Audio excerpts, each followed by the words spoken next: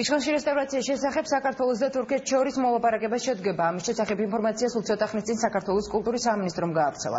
უწყების ცნობით 12 აპრილს ანკარაში თურქეთის რესპუბლიკის კულტურისა და ტურიზმის სამინისტროში ოფიციალური შეხვედრა გაიმართება. დაგეგმილია საქართველოს კულტურისა და ძეგლთა დაცვის მინისტრის პირველი მოადგილე მარინე მიზანდარის თურქეთის რესპუბლიკის კულტურისა და ტურიზმის სამინისტრის მოადგილე ოზგურ ოზალსთან შეხვედრა, რომელსაც თურქეთში საქართველოს საელჩოს წარმომადგენლებიც დაესწრებიან. რა მდგომარეობა ამჟამად იշխანში? ამის შესახებ ინფორმაცია მაესტროს ხელნაწერთა ეროვნული ცენტრის დირექტორმა ბუბა კუდავამ მიაწოდა. დეტალებს კი ნინო არხულიანი გაგაცნობთ.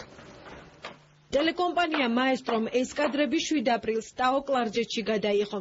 ეს უკვე 8 აპრილს გადაღებული კადრებია, რომლის ავტორიც ბუბა კუდავა.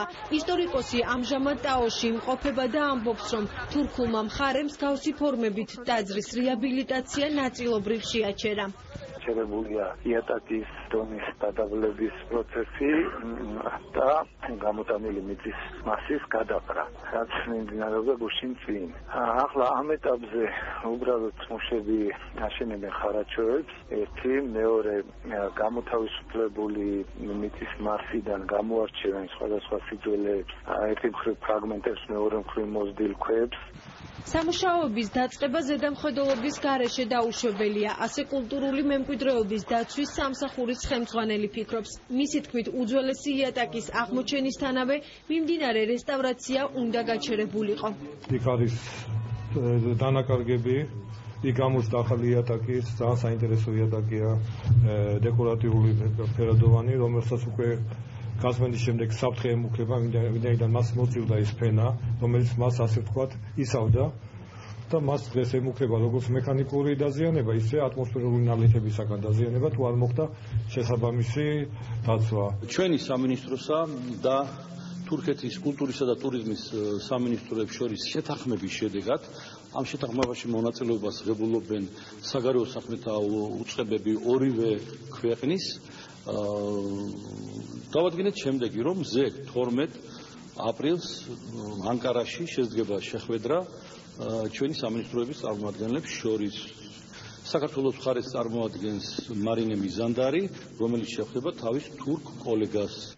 ოშკი და იშხანი ქართულ მხარესთან ამ ეტაპზე მხოლოდ მათი რეაბილიტაციის საკითხი განიხილება. ხანძთას, ხახულის, პარხლისა და ოთხთას მონასტრების აღდგენის აუცილებლობაზე ექსპერტები ხშირად საუბრობენ, თუმცა საკითხი ამ ეტაპზე დღის წესრიგში არ დგას.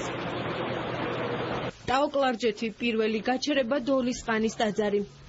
სანთლებს ქართველი მომლოცველები მოლას ლოცვის ფონზე ანთებენ.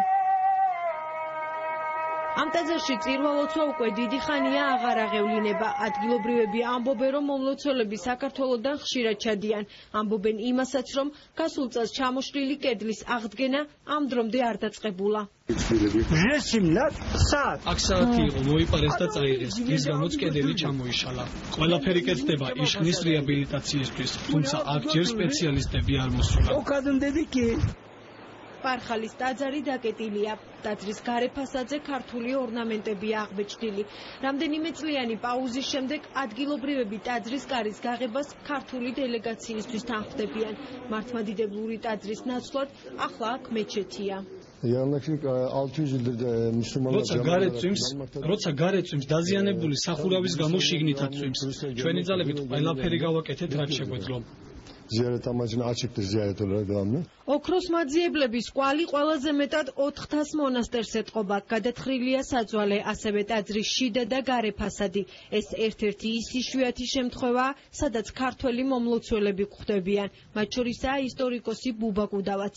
ყოველი დღე ამ ძეგლებისთვის არის უკან გადადგმული კამეთი. 2007 წელს ძალიან კარგი ნიშანი მოგვცა ხანძთის მონასტერმა, მაგრამ ეს ნიშანი ჩვენ ვერ გავიგეთ და ვერ წავიკითხეთ. ჩამოიქცა გუმბათი, რითაც გვითხრა ხანძთამ, სათავეა აქ სამონასტრო მშენებლობისა, ხო?